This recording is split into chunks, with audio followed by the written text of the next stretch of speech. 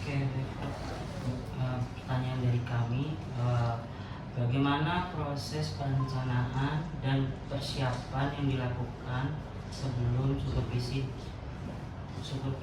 pendidikan di sekolah ini? Prosesnya untuk guru. Iya, untuk supervisi dulu. Baik, terima kasih adik-adik dari mahasiswa dan mahasiswi dari Angka yang saat ini mau menyelesaikan tugasnya.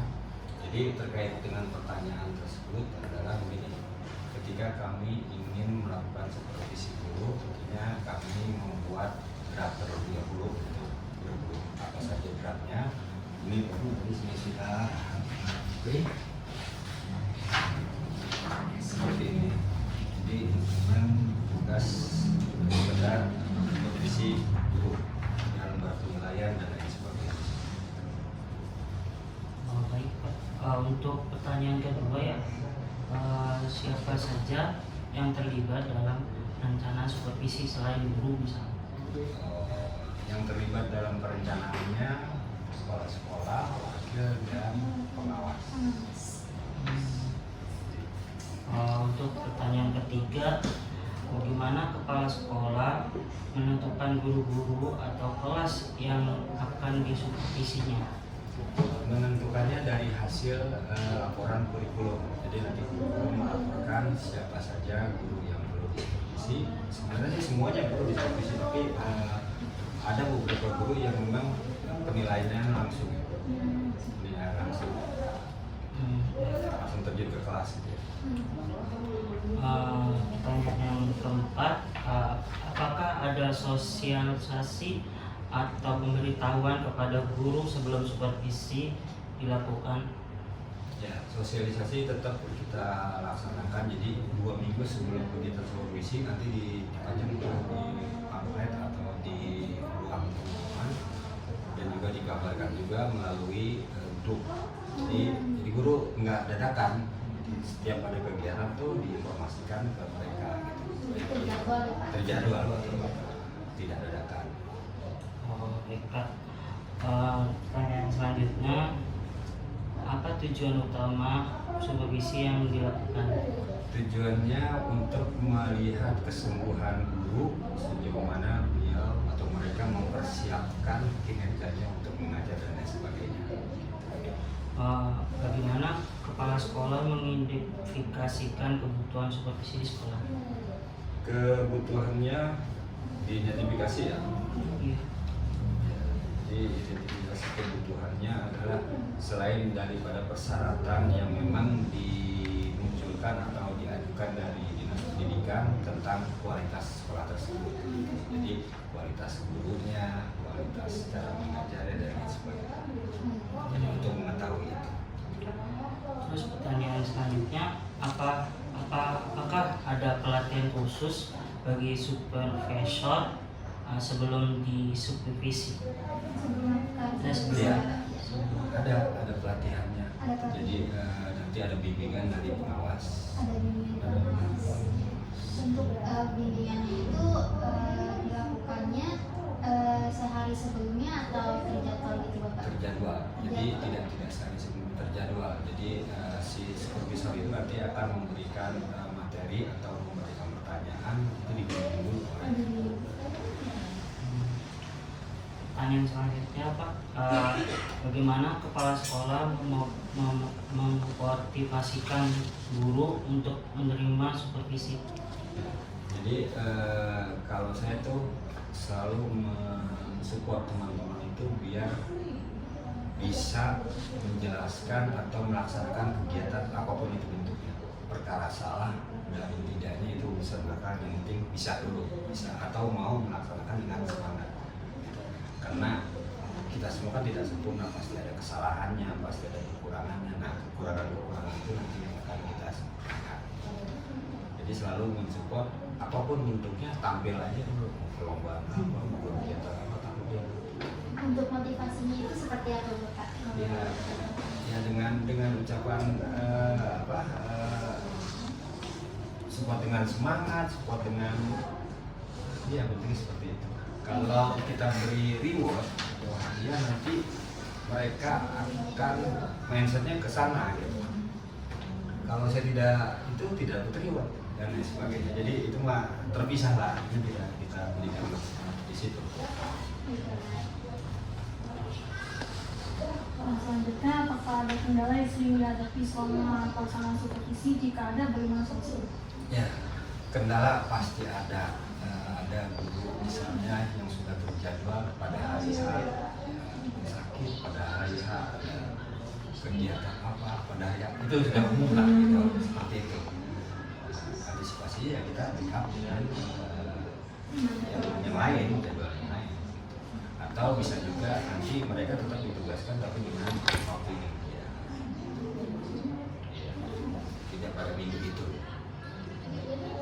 Supervisinya dilakukan proses supervisinya itu Bapak lakukan langsung ke kelas tadi ya, kelas, dan juga ada yang secara individu atau bagaimana Bapak? Langsung ke kelas. Setiap kelas di jam mata pelajaran misalnya bahasa Inggris ya bahasa Inggris, bahasa Indonesia bahasa Indonesia. Proses pelaksanaannya Bapak ditempatkan di belakang atau Bapak melihat? Untuk penilaian di belakang. Seperti siswa aja, jadi tidak ada kesan kok ada supervisornya, ada pengawas. Jadi seperti siswa aja, dia menerangkan salah benar itu kita diam aja, kita diam aja. Ya enggak. Jadi kita tidak berhak itu salah, biarkan mereka menilai. Kita seperti siswa aja dia. Dan kondisi kelas harus nyaman. Artinya kita tidak bisa istilah kita ada yang bercanda, kamu jangan itu urusan mereka, urusan guru tersebut. Jadi kita mah peserta dia mah, apa penilai dia. Selanjutnya, apakah ada guru yang kurang kooperatif saat pelaksanaan supervisi? Ya, dari semua guru tuh pasti ada, dari setiap komunitas, setiap kelompok perkumpulan pasti ada yang seperti itu. Caranya ya bagaimana kita pendekatan. Pendekatannya seperti apa Pak? Ya mengajak menjelaskan tentang kepentingan daripada supervisi ini apa tujuannya apa dan Baik Bapak. Selanjutnya bagaimana Bapak sebagai kepala sekolah memberikan umpan balik kepada guru setelah kegiatan supervisi? umpan balik setelah supervisi kita tentunya pertama ya kaitan dengan nilai. Nanti nilai itu akan kita berikan reward dia sebagai apa nanti untuk tahun pelajaran ke depan. Misalnya promosi sebagai diberikan Apakah ada guru yang kurang diberikan tugas lanjut atau pembinaan setelah supervisi? Kalau guru yang kurang atau tindak lanjut dari kegiatan supervisi ya diberikan pembinaan, diberikan pemahaman kembali dan pembelajaran kembali oleh pengawas. Kalau boleh tahu kegiatan pembinaannya itu dari pemerintah atau Bapak melakukan workshop sendiri atau bagaimana di sekolah? Kita workshop itu narasumbernya dari luar. Narasumber dari luar didatangkan ke sekolah ya Pak? Bagaimana cara Bapak memonitor perkembangan guru pasca supervisi? Kita lihat hasil laporan dari kegiatan yang telah dilakukan. Monitornya seperti itu. Kita lihat dari perkembangan laporan anak-anak. Dari guru dan anak-anak. Iya. Kalau boleh tahu Bapak, untuk penjadwalan Bapak melakukan supervisi itu dilakukan sejak kapan Bapak? Satu semester satu kali atau bagaimana? Satu semester 2 kali. Satu semester 2 kali. Baik Bapak.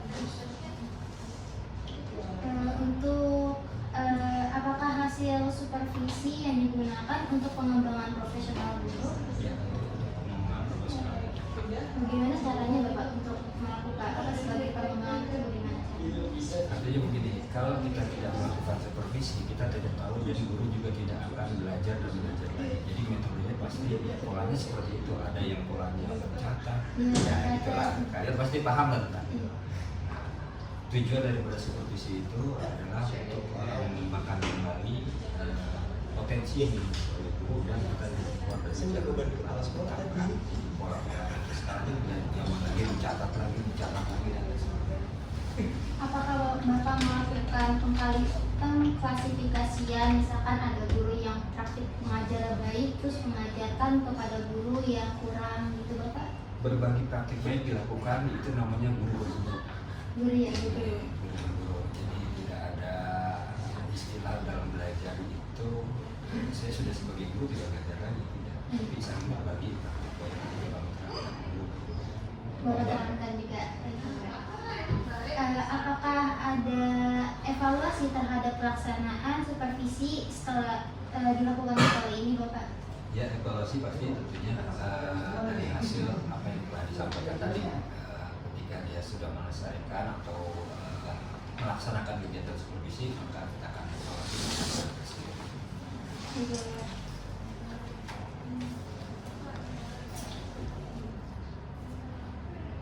Bagaimana Bapak mengukur keefektifan dari supervisi yang telah dilakukan? Mengukur efektif atau tidaknya kegiatan supervisi dari hasil dia menjelaskan atau cara mengajar di kelas itu bisa kita ketahui kekurangannya di mana, kelebihannya di mana, potensinya di mana, itu bisa kita ketahui dari hasil mengajar. Apakah hasil supervisi itu dilaporkan ke pihak terkait di luar sekolah seperti kedinasan atau kementerian Bapak? Tentunya kedinasan kita laporkan. Kalau ke kementerian tidak. Bapak, selanjutnya apakah Bapak membuat supervisi ulang kepada guru yang mendapatkan catatan khusus itu apakah tindakan lanjut supervisi yang dilakukan memberikan dampak terhadap peningkatan kerja guru setelah dilakukan? Pastinya akan menambah kinerja mereka karena mereka sudah melihat ini ada draftnya kaitannya misalnya bahasa menggunakan bahasa yang tidak layak, tidak baik dan lain sebagainya, pasti akan melakukan perubahan. Bagaimana solusi Bapak jika guru yang misalkan dalam hal bahan pembelajaran dia merasa yang dia lakukan itu sudah baik, tetapi seharusnya dalam hal yang sekarang kan udah teknologi ya Bapak.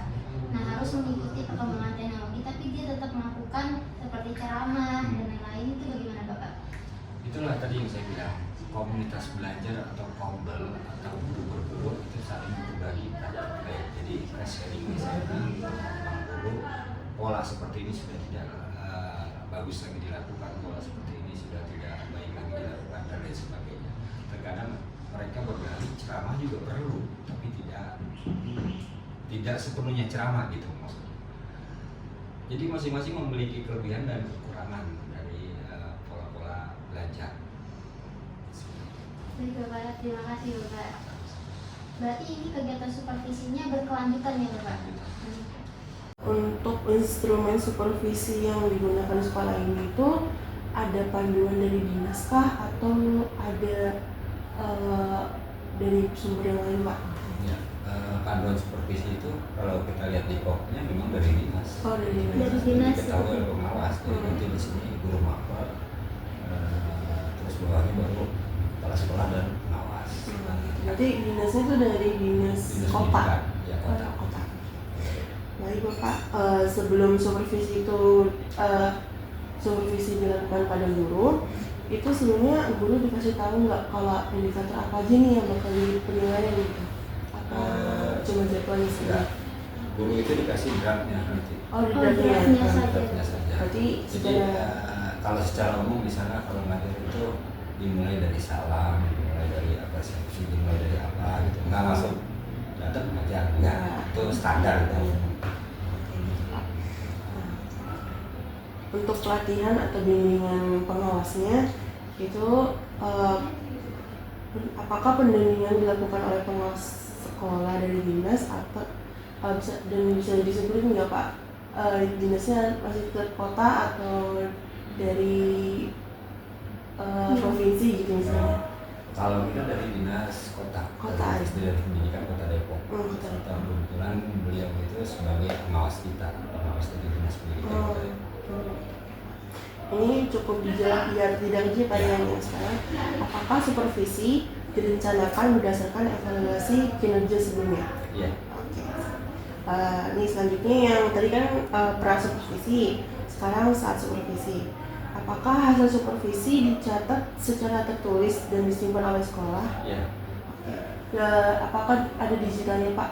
Secara digital juga nggak atau cukup ditulis saja? Ya, di digitalnya ada, di filenya ada, semua lengkap, aplikasi ada.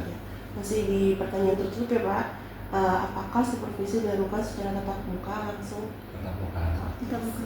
Terima kasih, selanjutnya lihat kami. Jadi Bapak selanjutnya, apakah bentuk umpan balik yang Bapak berikan waktu itu kan secara semangat dan itu ya Bapak, secara lisan, itu juga ditulis dalam bentuk laporan atau tidak Bapak? Ya, di sana kan ada, di lembar itu ada catatannya, nanti kekurangannya apa, ada biar nanti di refleksi itu kita Berarti bisa tertulis ya Bapak? menjelaskan, ya. Oh, iya. Bagaimana respon guru terhadap hasil supervisi dan tindak lanjut yang diberikan? Nah, variatif artinya mereka kalau memang ya kan masing-masing dari kita pasti memiliki standar keilmuan yang berbeda ya. Gitu. Iya betul. Seperti misalnya saya dari agama, terus misalnya salah satu guru dari bahasa Indonesia, tapi kan yang baku itu sudah jelas, mau dari agama atau bahasa Inggris atau dari apa. Kalau ketika kita masuk ke kelas itu dimulai dari salam dulu, perkenalan dulu dan lain sebagainya. Gitu. Rata-rata semua menerima, umumnya menerima. Rata-rata menerima ya Bapak? Umumnya menerima. Kita melakukan refleksi itu setelah mereka supervisi, melakukan presentasi, kita refleksi, kita catat kekurangannya di sini. Artinya intinya kita bukan mengajari tapi saling berbagi. Saling berbagi. Iya, bukan menggurui ya. Kalau saya lebih ke arah sana. Baik Bapak, selanjutnya sebelum Bapak memonitoring pasca supervisi melalui laporan dari guru piket dan siswa, apakah ada format khusus untuk memonitor progres tersebut? Seperti bikin angket atau bagaimana Bapak? Ke siswa. Ke siswa dan guru piket. Nah, kalau siswa kita paling diinformasikan bahwa hari ini akan ada kegiatan ini atau pekan depan akan ada kegiatan ini, kan ada jadwal. Oh, iya. Jadwal. Oh, memonitornya seperti itu Iya, Bapak? sudah sekarang terjadi. Baik Bapak. Untuk selanjutnya Bapak bisa jawab iya atau tidak. Apakah tindak lanjut supervisi dilakukan dalam bentuk diskusi kelompok, maksudnya seperti rapat bersama gitu MG? Ya. Iya. Apakah guru diwajibkan untuk membuat rencana perbaikan setelah supervisi? Iya, pasti. Selanjutnya, apakah setelah kegiatan supervisi selesai, sekolah juga melakukan evaluasi terhadap pelaksanaan supervisinya? Terima kasih Bapak telah melakukan wawancara dan kami. Informasi yang Bapak berikan sangat bermanfaat untuk kami belajar mengenai supervisi lebih dalam.